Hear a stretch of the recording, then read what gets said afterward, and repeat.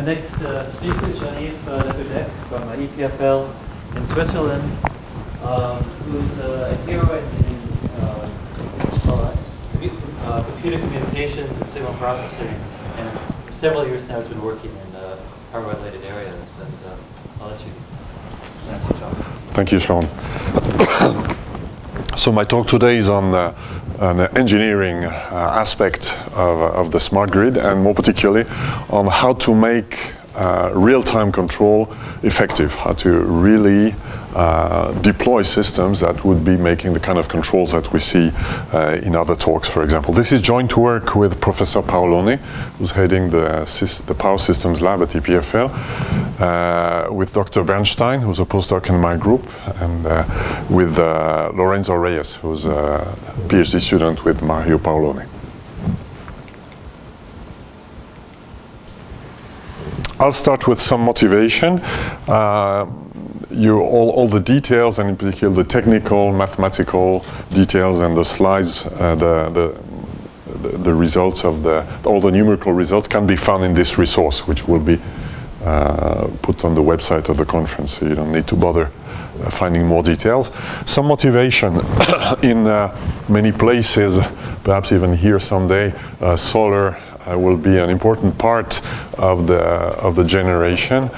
More concretely, in Switzerland, we have a very bold government that has decided to get out of nuclear, which is Switzerland is one of the most nuclearized countries in the world, after France and Japan, and has decided to get rid of nuclear in 2035. Of course, there's the Alps and a lot of hydro, which makes it possible, but still we're losing about half of the electricity generation. So there's a very ambitious plan, even though this is not Florida, to put distributed generation in the form of solar PV, that's the green part, perhaps also a lot of combined heat and power. That's what we see happening in Germany, for example. So your gas turbine, your heating system, because there's more heating than cooling in the energy consumption of countries like Switzerland, and also perhaps some wind energy. Overall, the forecasts are that in 2035, which is the forecasting horizon for the energy policy in Switzerland, there will be at least 1/3 of the generation that will be distributed and small scale, which means it will be you and me, perhaps more me than you, if you don't move to Switzerland, that will have in your house a PV roof and perhaps a heating system that produces energy. That's a very most common assumption. Now, in the lab, we did some measurements of PVs, just to see. We're concerned with the real-time control. So we looked at the PV output in real time, high resolution. And then that's the kind of things we see and this is a November day, so one of the worst days for solar. So we see that the variability is huge. And worse, if we look at the time constant, even though there is some capacities in the power electronics, there's not much, in fact. And so you can have sudden jumps that last fractions of, let's say, 2 seconds. So during 2 seconds, you can go essentially from a very low level to a very high level and back a few seconds later. Very hard to predict. It's due to essentially clouds passing in the sky. Here's another more large-scale effect of the penetration of solar that is taken from Italy. We see the curves of the total power consumption in the Italian grid in 2 times, 2010, 2011, 2012. In Italy, there is a very aggressive plan for subsidizing and deploying solar, which makes more sense than in Switzerland, given the climate. And what do we see? We see that at the same period of the day where you had the typical night peak of power consumption, the solar hasn't reduced at all the night peak. I must say, those are the Italian grid view, which means that the solar is deduced is a negative consumption, right? So they don't have direct access to the solar production. It's just all balanced locally. So it doesn't change the peak, because even in Italy there's no sun at night, but in the day there was a lot of sunshine on that day, so the consumption was much smaller. But the main difference is now that the ramping constraint that you have for getting back to the full load has dramatically increased, which means that another effect is you have to probably have more ramp-up capacity just because of the solar, which is one of the topics for economists and for grid policy, because then who will pay for the added ramp-up capacity here, given that consumers probably pay less overall for the grid because they consume less. So all this together, that says to us that we cannot simply replace nuclear by distributed solar or other volatile sources. By the way, combined heat and power is also largely volatile, not as much, but is not controlled by the grid. So that poses a number of challenges, and the major challenge, the one that is the topic of my introduction, is the absence of dispatchability of that type of resources. So the people have at least put an acronym together and said, well, no problem, we should make this a virtual power plant. So you have a country with millions of solar PVs and other distributed generation sources. Well, consider that as one virtual power plant. In some sense, that's what we show how to do now.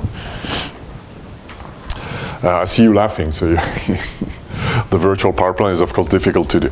Another concern that has been mentioned a lot is heating in transformers, voltage problems that are classically known and are visible in all areas in the world where there's a lot of wind or solar that is being deployed. Another perhaps side effect is that as we deploy more and more of that generation, there's less and less, fewer and fewer rotating masses. That makes the dogma of frequency control a bit more difficult, in fact, to deploy. What are the classical solutions that are envisioned?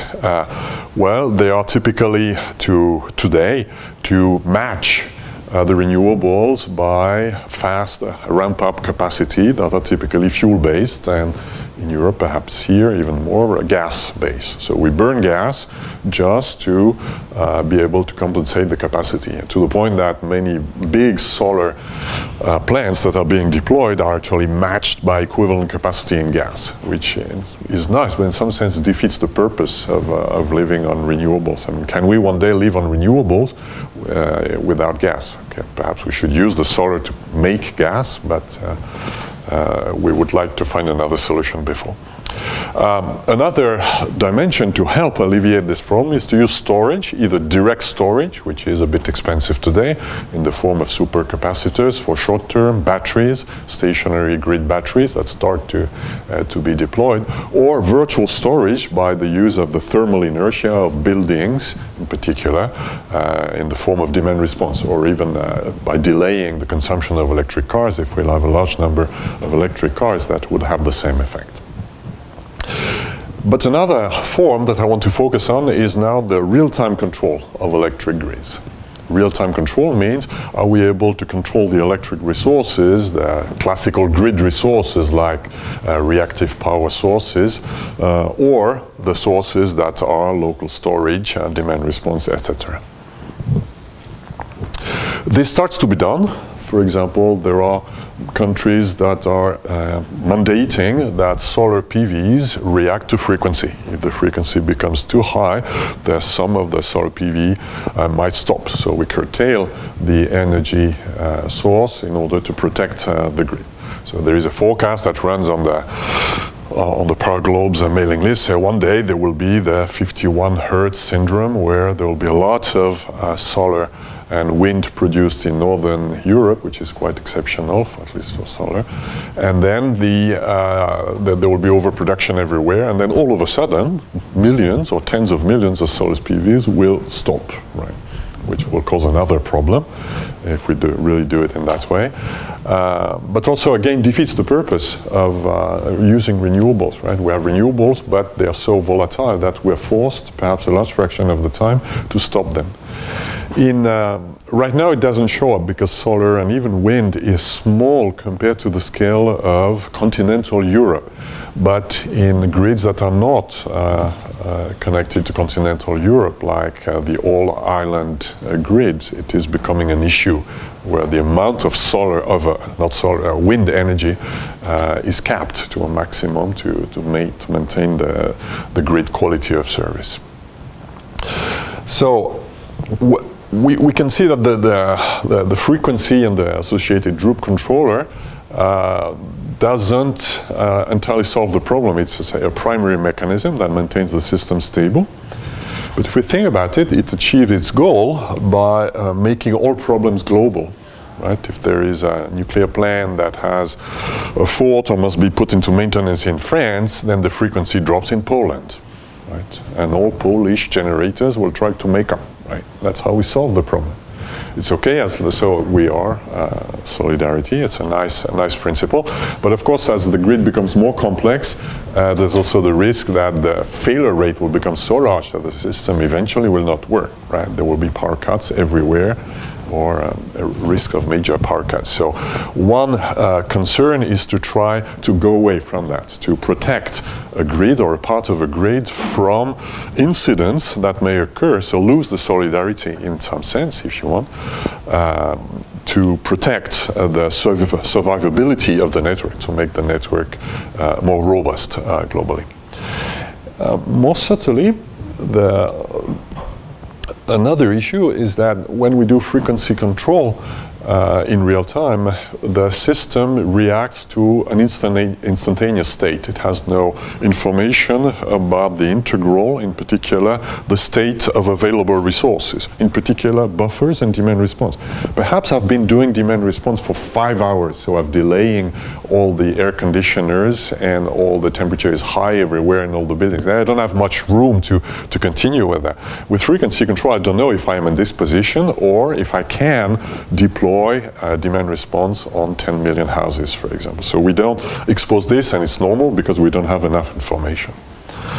So the goal would be, for example, this is one project we have with a municipality in Switzerland. It's in the Alps. This is a hillside municipality that has a number of water reservoirs for drinking water that it would like to use as small batteries for adjusting the, it doesn't use it today, it's just for drinking water, but there are several of them, there are different heights, so you could start pumping in and out if you, for small scale, the technology starts to exist and to be deployable. So they've asked us to look at how we could deploy that in their network. Their network has a small transmission network, which is connected to the Swiss transmission network, and small distribution networks with local storage of various sizes, and a few large generators, large for the scale of this municipality of 30,000 inhabitants, right? So we're not talking of a major urban area. And so what they would like is to be able to have a control. For example, they would like to be able to say that this transmission network can control their own distribution networks if, for example, voltage is getting too large or there is a power imbalance somewhere. And similarly, be able to react to signals that would come from Swiss grid in real time to avoid, for example, having to curtail loads or generation, shed loads or curtail some generation.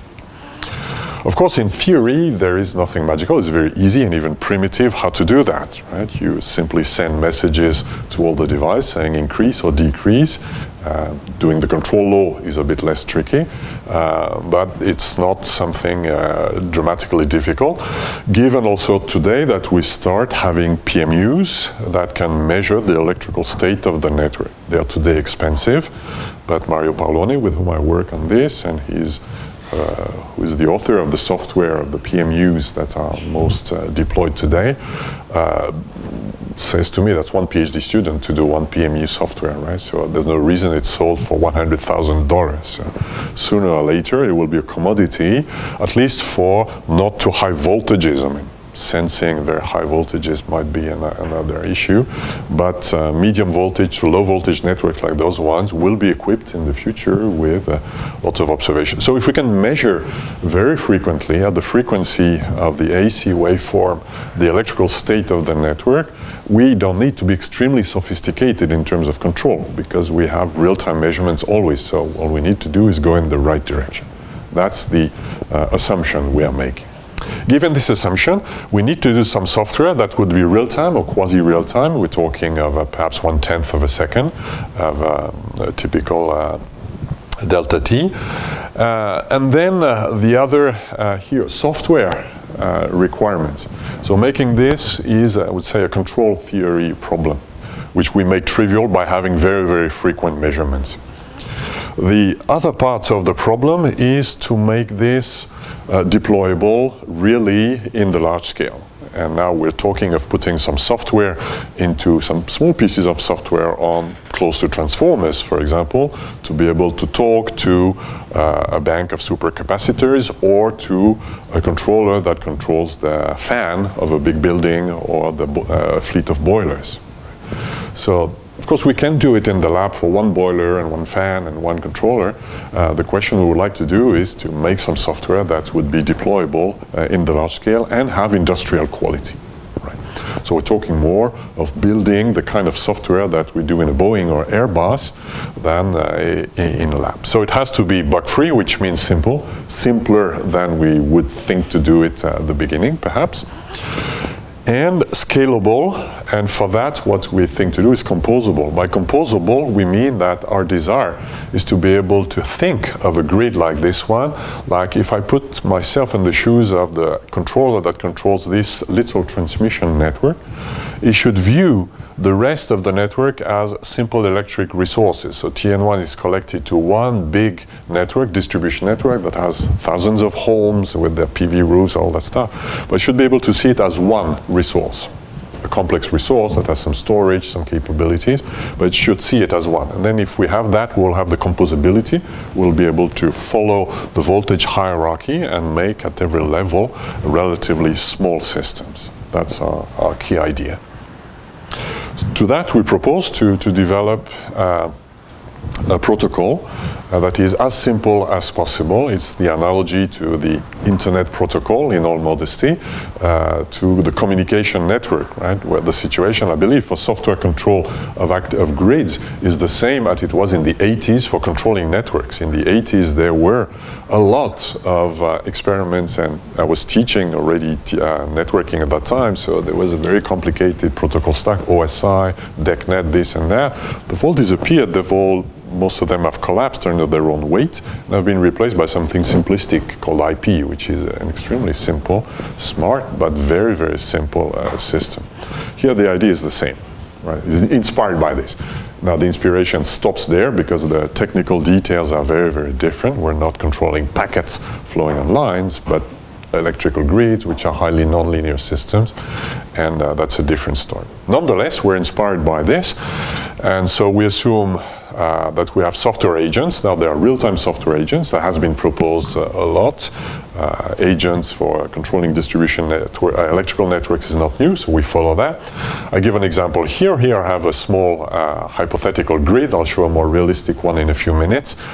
And we assume that have agents that talk to each other.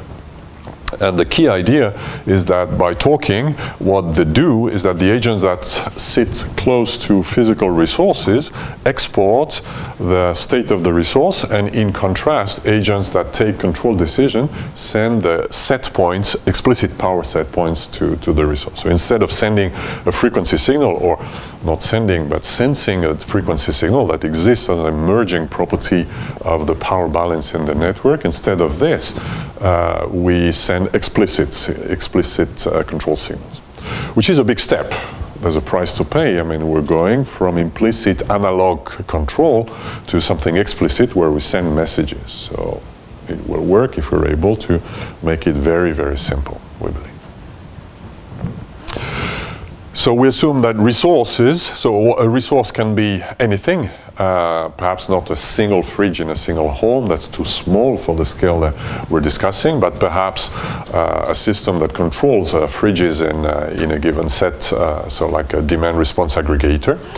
Resources are typically controlled or not controllable if we can do demand response on them perfectly or only partly. And we assume that each resource is assigned to a resource agent. Directly or indirectly, for small resources, we would have many of them seen through one agent. Every grid is assigned to a grid agent, and part of the protocol is, so from there we depart very strongly from the IP philosophy, is hierarchical, where we follow the voltage hierarchy. An agent is either a leader or a follower. So on a low voltage microgrid, for example, the grid agent would be the piece of software that controls the quality of service in this grid and instructs all the devices in real time to absorb or generate some amount of power. So those one are the followers, the resource agents. The grid agent in that case is the leader. And we envision, and we have implemented a very simple protocol where in one direction you advertise the state. Every 100 milliseconds you say as a resource agent what is the state of the agent, of the resource. I'll give in a few minutes more details on how this is done. The grid controller, the leader agent, receives this, and once in a while, hopefully in average at the same rate, makes a decision by running one step or several steps of an optimization algorithm and sends request set points to the devices that will now implement them. So the devices become dumb in some sense. They get the job of implementing a request. So far so good, but one of the key elements if we want this to have a chance of being deployable on the large scale is to make the thing uniform and simple. So here, a resource agent, I said, exports its state, but we don't want to speak and export all the physical detail of a given device. So the key thing, perhaps, in all that I'm presenting, is that we believe it's possible to do it by having very simple things that are essentially three, which we call the PQT profiles, which is the bounds in which the power, active and reactive, can physically be in the very short term, in the next 100 milliseconds for this device. A virtual cost. The virtual cost has nothing to do with the economy. It's just a proxy for being able to abstract the detail of the resource. It has to do with economy if you want, but it's not monetary costs, and it's completely independent. A demand response aggregator might use this completely orthogonally to the cost that it charges or the premium that it gives. It is essentially saying, I am a device, for example, this battery. I am in a given state now, given state of charge for a battery. Here is the cost for me for each of the powers that I may want to generate. And the belief function, that is to capture uncertainty about the operation of the device that we'll discuss in detail. So the cost depends essentially on the power electronics, if there is some power electronics. Synchronous generators, the capabilities are well known in the power systems literature. So they are typically in the PQ planes, areas that are given by the physical capabilities and the electronic of the device. The costs, as I said, act as a proxy for the internal constraint. For example, if a battery has a state of charge that's 0.7, it might be willing to inject power. Say a battery, if I would be a battery, I would like to be half full. Right? That's a battery philosophy that we have here in this example. If I'm below half full, I'm interested in consuming power. How can I signal this in a very abstract way? Well, by giving a virtual cost function that is, for example, indexed by the state of charge. The state of charge is the one measured at this battery now, so I export one of those curves. So when I speak to if I am a battery and I speak to my grid agent, I will give one of these curves depending on where I am.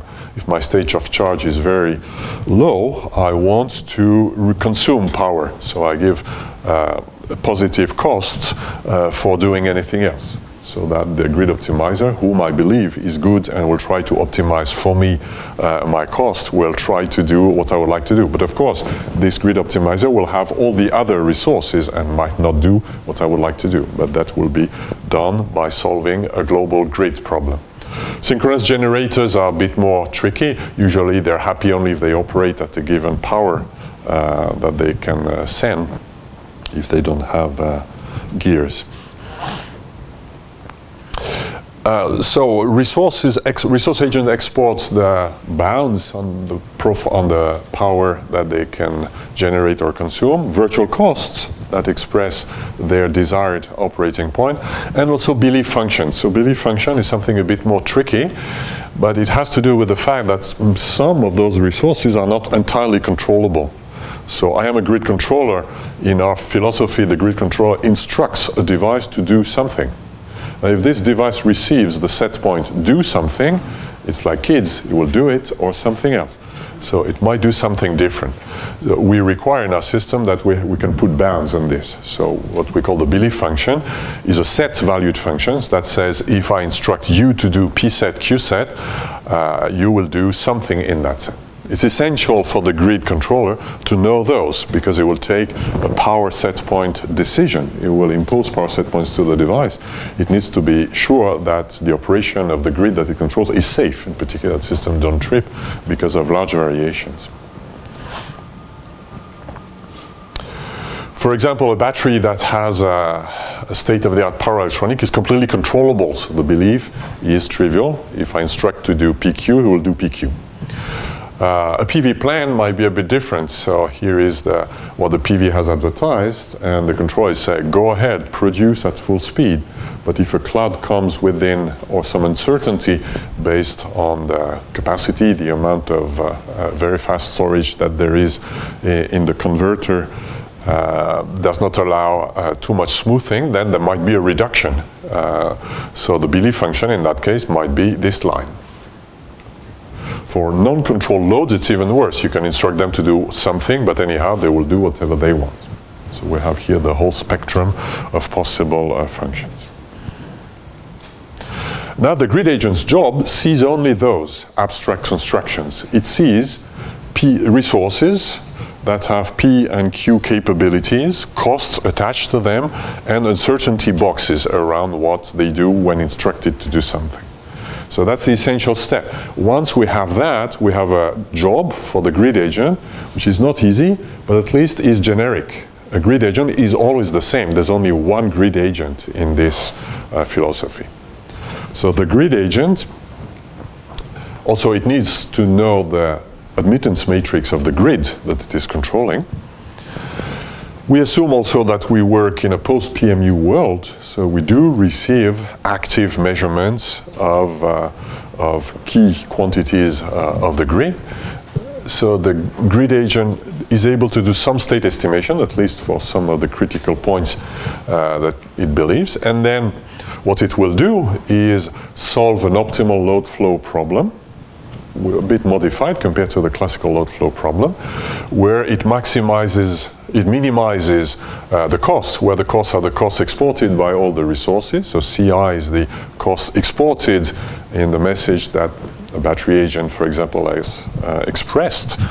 Weighted, the grid agent needs to put its own weight, plus a penalty function for its own area of control, which is typically the quality of service in the grid, voltage and current, for example, temperature of transformer.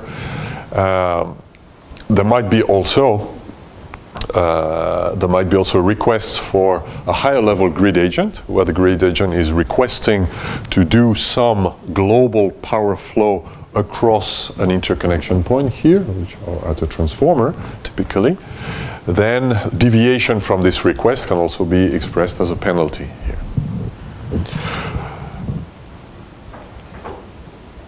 We have implemented one version of the grid agent algorithm, which is simply stochastic descent algorithm. So at every time step, the grid agent has an estimation of the current of the actual electrical state of the grid that it is controlling through state estimation. And then it knows what it is trying to minimize a function j. It computes the gradient of the function with respect to all the resource set points. How does it compute this gradient? Well, it is simply the price associated with the cost, or the derivative of the cost function, which is in fact the only thing that it needs, a grid agent that works in this way. For example, if the battery is in that stage, it will have negative price. A synchronous generator would tend to come back to its better optimal point. And similar, the voltage being higher than 1 per unit might cause the grid agent to take some decisions. So the grid agent integrates all those sometimes conflicting requirements by taking one step of a gradient descent. It's trying to minimize things. So it computes the optimal, the one-step delta x, and feeds that back to all the resources.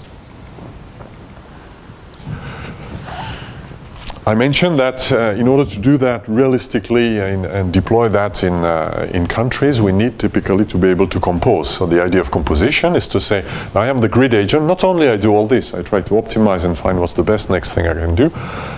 I'll do a bit more difficult job, which is, can I aggregate the whole thing? Can I speak for all that to the higher grid agents? So for example, to the medium voltage grid, can I pretend that I am speaking for all of this? In theory, it's possible, because we've put all the elements for that. I mean, what we need is to be able to formulate at the voltage, at the transformer here, what is the power flow that results if all those guys have a given capabilities. At least if we leave complexity aside, this is a perfectly doable, perfectly solvable problem. If you can that's the load flow problem. If I know all the PQs of all those points, I can compute the PQ here. There are caveats around that. We are here targeting distribution networks that typically operate in conditions where the load flow has a unique solution. In meshed networks that might be in very wild conditions, that would be a different scenario. Here, we go away from that. It can also compute the virtual cost. I mean, the virtual cost is the solution for a given set of values I find the optimum, then plus my penalty, that's the cost that I would advertise to this guy. And similar, with a bit more work, the belief functions. The belief function says, okay, given I think I receive an operating point PQ, I do my optimization, I set all those guys to PQ. Now those guys will do something perhaps a bit different. Can now reintegrate the load flow and see what is the result, what will be the band of uncertainty that we'll have on the PQ here. That is doable, at least in theory, and we've done it for, at least for a specific example that I'm showing here. So this is the recurrent example that we use. We've implemented all this on, this is the Seagray microgrid that is used as a benchmark, which has in this version a medium voltage and a low voltage part. And the low voltage part has a few low voltage batteries, some PV roofs, some boilers, a micro hydro turbine, and in the medium voltage part there is a larger scale battery which serves as a slack bus. So this is completely islanded, so it's my Swiss chalet if you want, and big loads and a synchronous generator here. So we are in a case here where we would like to say, well, we would like the medium voltage to be a simple system with one load, one battery, one synchronous generator, and one grid, which is like a mysterious animal that has both storage and generation. So if you want, it's like a complicated battery, or perhaps a very flat battery, depending on the parameters. How can we aggregate? Yes, we can. We did it, for example, for the difficult thing is to do the PQ profiles. For this specific network, we can prove that the the aggregated power at this point here is convex, which is really not true. So most things are not convex in this setting. The load flow problem is not convex, everything is nasty. But with reasonable assumptions on the belief functions, on the uncertainties of what can do, with the power converter curves that I gave for the capability curves, this is convex. So we found one way to approximate the bands of set points that are possible. Is a simple way was to simply throw a number of points similar to Monte Carlo simulation, a bit more deterministic, and look at the points that are extremal. So we found 4 here, and that means that certainly all of the point inside is a subset of all the power flows that you can see at this point here. You see, it's not a nice thing, it's not a nice square, whatever. And the true thing might be a bit more complex, might be a bit smoother. But what we need here is an approximation that is a subset. Because the semantic of this PQT profile is, this is what I say to the controller, you can send to me. Those are my capabilities. So if we do an approximation that's a bit smaller than what I can really do, that means the controller will send me a request that will be in this domain. And we know this is certainly something we can approximate. And we have good confidence that the area we've lost is small here. We can do similar for the beliefs. So here's, for example, the aggregated belief. Here it's a more difficult problem. We did a brute force approach where we essentially looked for rectangular beliefs. So we looked at if you give me a given set point, I will pass on the set points to all the other resources by solving my optimization problem. They will do plus or minus, and then I compute what is the plus or minus independently on the P and Q axis, which is now a superset of the uncertainty region. But for set points, I need to provide a subset. For the uncertainty margin, I need to provide a superset if I'm doing an approximation. So I am certain that if all the guys here are functioning correctly, they will do exactly something that will be in this region. So then, this is eventually now exported to the high level, saying, I am this device with this uncertainty, and this uncertainty is dynamic, it changes all the time. It depends on the forecast that it depends on the, on the current state of the loads of the PV roofs, etc. So before giving the detailed evaluations for this specific example, I want to stress here that what we achieve with this system is a separation of concerns where there are agents everywhere, but there are very different agents. The resource agents, those are the ones that sit on the physical devices, they are simplistic, right? They're not intelligent. They're essentially translation of formats. They're translating the state of charge into a utility function. Once we have agreed how to transport a utility function, a virtual cost function, once we have agreed how to transport that in TLV format, then it is a completely mechanical job. And also in the reverse direction to implement the set point. So it's like turning the power button. So those are things that are hardware and device specific, but they have no special intelligence. They just are protocol converters. In contrast, the grid agent needs to do a complex job in real time. So there's exciting research to do on how to do in quasi real time approximations and optimizations very efficiently. But the good news is there is only one grid agent. The job is always the same. You have an abstract set of devices that give the capabilities. You need to abstract them and steer them in order to minimize your function here. So we've simulated this grid, which is a benchmark in islanded operation, though our system is not meant only for islanded operation, but this is perhaps the simplest of all the cases to validate it. We studied our protocol, which has the little name Comelec for communication and electricity. That's how the name came out, to the more classical droop control.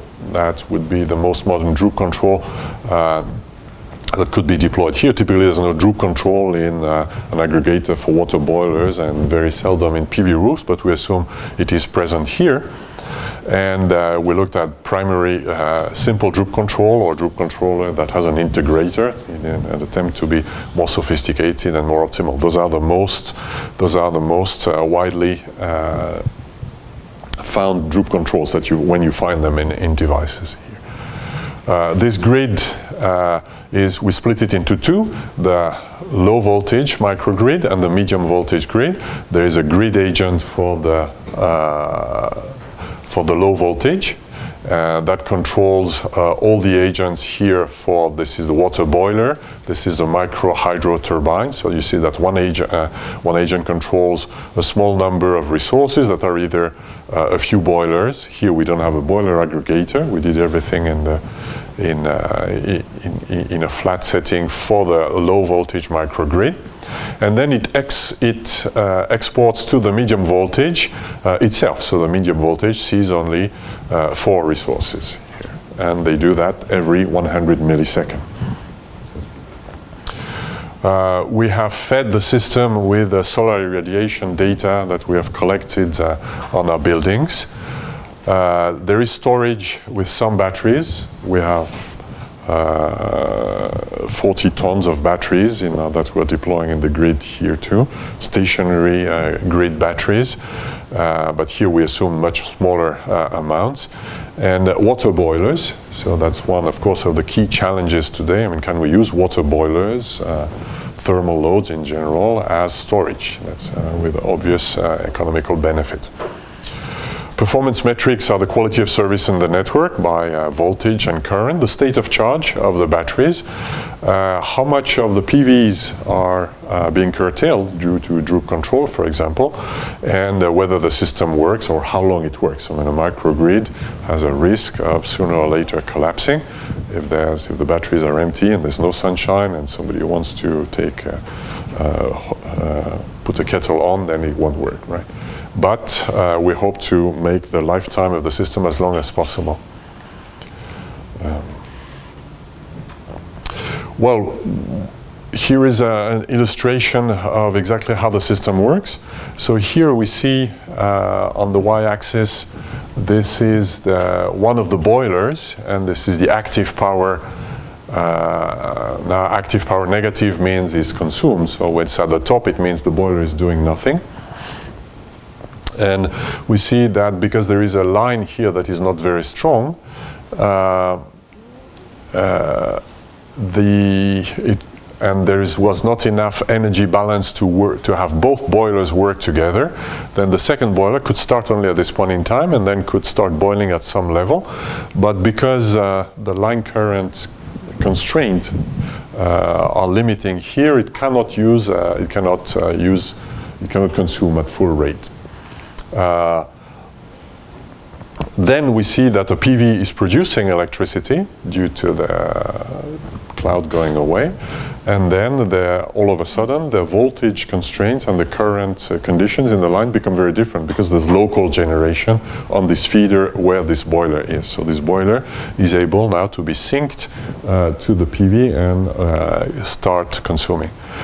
Now, I insist, of course, it's not spectacular to do that if you do a controller for exactly this system, but I insist here, we don't have a controller for this system. We've just plugged together a grid agent that is the same grid agent we would put anywhere, and resource agents that are resource for boilers and resource agents for PV roofs.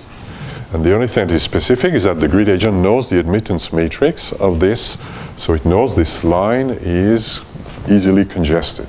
But there has been nowhere anybody that's saying, oh, this line is congested, now stop the boiler here. So there was no schedule of the boiler. It came as an emerging property of this system here. Similarly, so this doesn't come out well. The green is the irradiation. So the green is the solar PV production that we would have if we would be able to use it all. And we see that with our system, we're able to follow it up to a point where all the loads are not using it and all the batteries are full. Whereas the droop control has a much more myopic job. Of course, it doesn't know the state of charge of the batteries, so it is trying to do the best by either drawing from a battery or filling into a battery without any information on the state of charge. So no wonder it is doing an average job, which in total is curtailing more of the solar energy.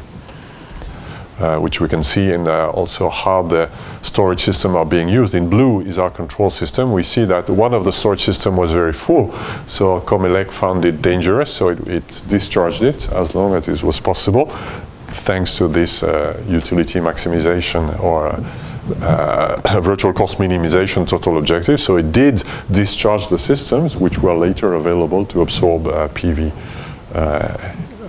energy. In a system like this, frequency has lost entirely its meaning as a control signal. In fact, we're in an islanded operation. We use a slack bus, a battery, that generates a pure signal at 50 hertz because we're in Switzerland, period. So the signal is completely constant. There's nothing that changes it, so, which is, of course, a significant deviation. The droops, if we use droop control, we are forced to artificially play with the frequency. There's no big rotating mass. There's one rotating mass, but it's not big. So the frequency doesn't vary because of something trying to follow the power, right? It varies because we've implemented a droop controller that tries to match what would happen. Of course, because we've put in the penalty function a penalty term in the cost function for the voltage and current, so we follow the current. Here the bounds are plus or minus 0.5. What we find though is that with this system we play more with the bands. So when you're trying to do droop control to maintain voltage in good conditions, while doing that, you have no clue about the global state of the system. So you are conservative. You're always trying very hard to be at the middle because you never know what can happen. If you start having a bit more information like we have here, you know what is the virtual cost of everything. You know whether you can move away from the midpoint and go a bit further around. Again, this is not explicit. This is just the result of the gradient search that will do it. But we see that we explore more the bands that we have. In particular, we go to higher in currents until we are, in order to be able to serve the loads better. For this system, because the slack bus is a battery and there's a lot of solar, the droop control will do what you can guess. It will fill the battery because there's solar energy that needs to be put somewhere. And it does so in a very primitive way, so that at the end one battery is full, and in particular the slack bus battery is full, and then it trips and the system collapses. Whereas if you know more about, for example, in this system there are boilers and batteries in the low voltage grid, so it's better to move the energy that you need to store to that part. And by this control system, this is done automatically. And as long, at least for the simulation running for 24 hours, there was no collapse with explicit control. There's no collapse because there doesn't have to be. At the end, we do curtail renewables, but we curtail them and never stupidly bring a battery down. Voilà, so I've presented a protocol that is implemented in a detailed simulation, and we've started to implement it also, so it's partly implemented. Some load agents and one grid agent are implemented on an experimental microgrid, which is now a physical grid with a physical voltages and currents, scale 1, but is an experimental one. And in phase 2, we plan to do it on our campus, in fact, believe it or not, but we have a very progressive management who agrees to, at least as long as we don't break anything, agrees to have us play with that. So the plan is that we have a 4-year project that is starting this year. The plan is within 2 years to start with the goal of automatic islanding. So be able to island a medium voltage feeder, not the entire campus, but a feeder that serves a few buildings. Those are the buildings where the power systems labs are, have all the resources. But there's also another building which is a newer building that is implementing what Sean and Anna described, fan control.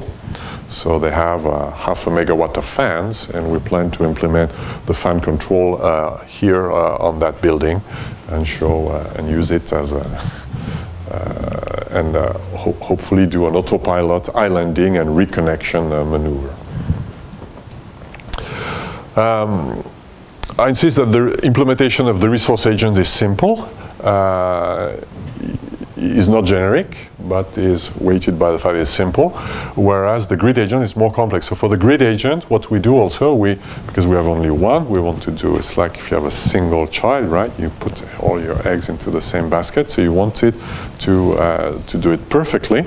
So we use a formal development framework, which is BIP. So this is a joint project with Joseph Sifakis, who is working with this on this project to develop a grid agent that is formally developed according to his method, which says essentially you put constraints on the software that you can write so that you're certain that it is doing what it can do, what it says it does, which is certainly an obvious property.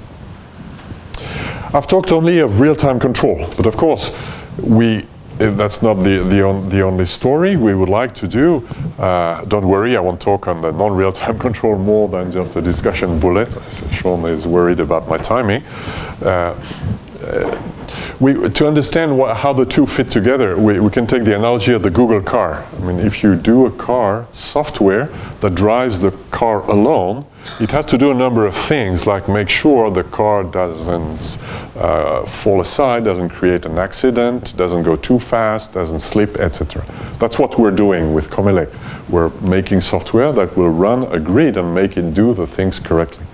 Now, what we don't do, but can easily be integrated outside of what we're doing, but supported by what we do, is what we call the trip planning. Trip planning is coming from the Google car.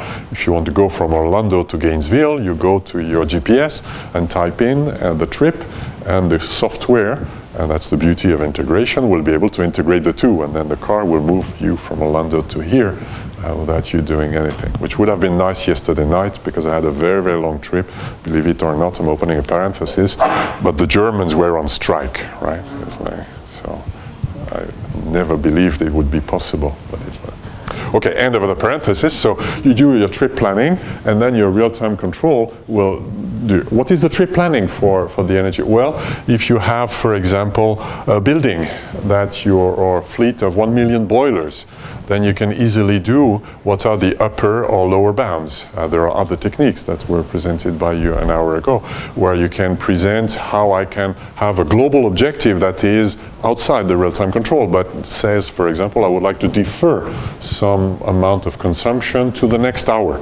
So by doing that, you can have, for example, a curve like this, and now an external piece of software that is not in our architecture, but can be used by architecture and can make use of our architecture, is controlling the loads.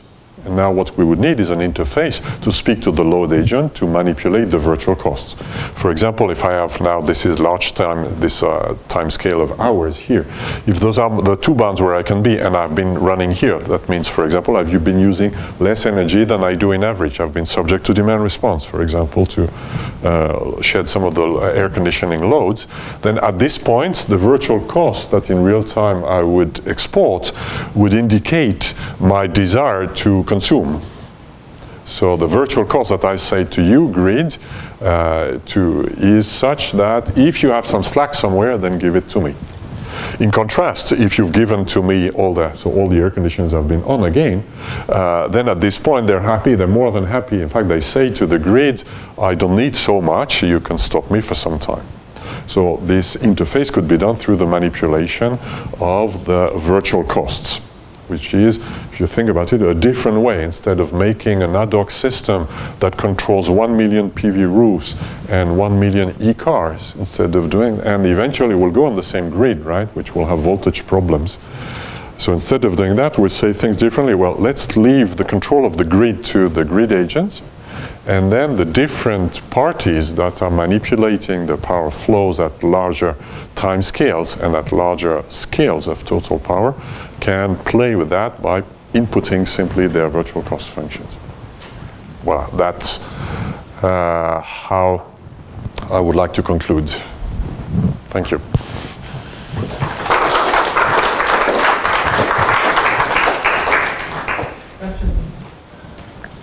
Question? So Where do you get your belief from? Because, I mean, it's difficult to understand the uncertainty, right? It's difficult to understand? The uncertainty in the system. Well, a belief is an absolute upper bound, so it's a naive thing, right? So don't you get something extremely conservative then? Yes.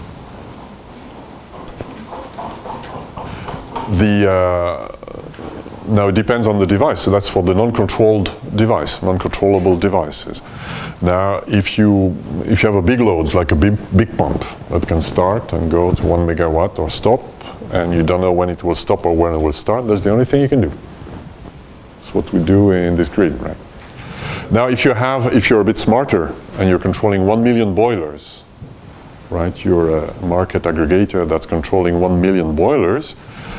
You can put beliefs that will be by playing with a central limit theorem or other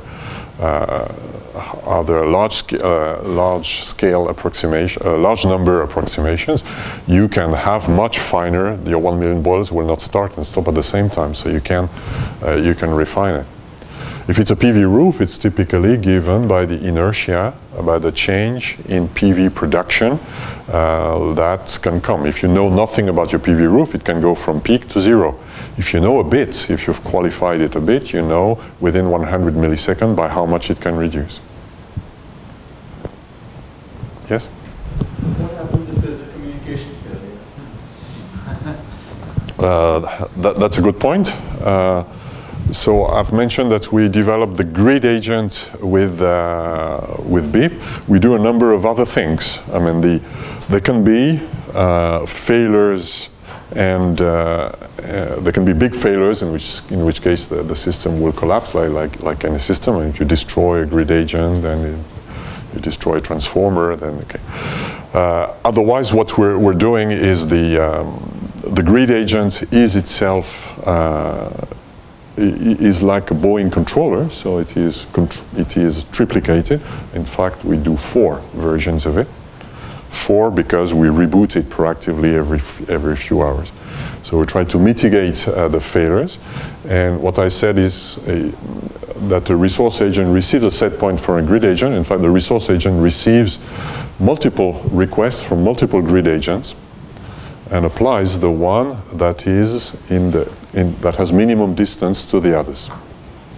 Right? So we use the classical techniques that are used in aeronautics to, as much as possible, recover from failures.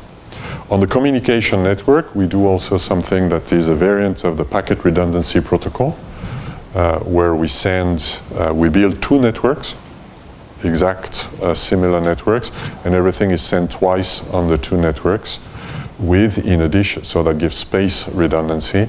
And we also make a little coding, not TCP, but something that repeats advertisements several times until it's useless because new information is locally generated, or because you have received a set point, which means that you know that the grid agent has received. In other words, we try to make the failures very, very unlikely.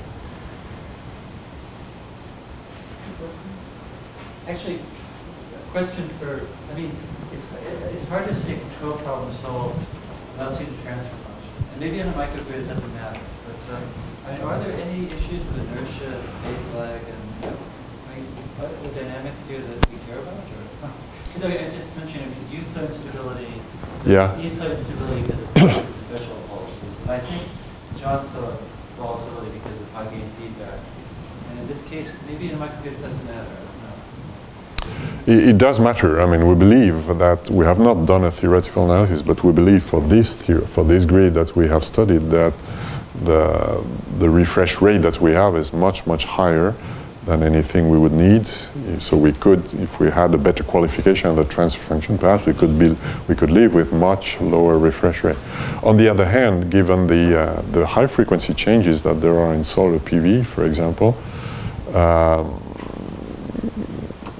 it's probably needed to have the high frequency that we have. Now the question of the inertia, the electrical inertia, I mean, I've asked this question several times. There are known figures on systems, on existing systems. For example, when there were big collapses a few years ago in several countries, the country size or ISO size grid has an inertia of 1 minute. Right? If things start to be bad, so you have 1 minute to do things. If you're not done within a minute, it collapses. But there's no, as far as I know, it's an interesting research problem. I've asked that question to all electric power system people. Can we quantify this time scale that we have as a size of the grid? So ideally, if I'm controlling a grid that's huge, I would hope to have an inertia of a minute, and then perhaps I could do this thing once every fraction of a minute, which would make all the reliability, everything much easier. But I didn't get an answer, so I don't know. Clearly, for a microgrid like the one we're studying, the inertia is seconds. Okay, I guess we'll move on to lunch now, but like, once again. Thank you.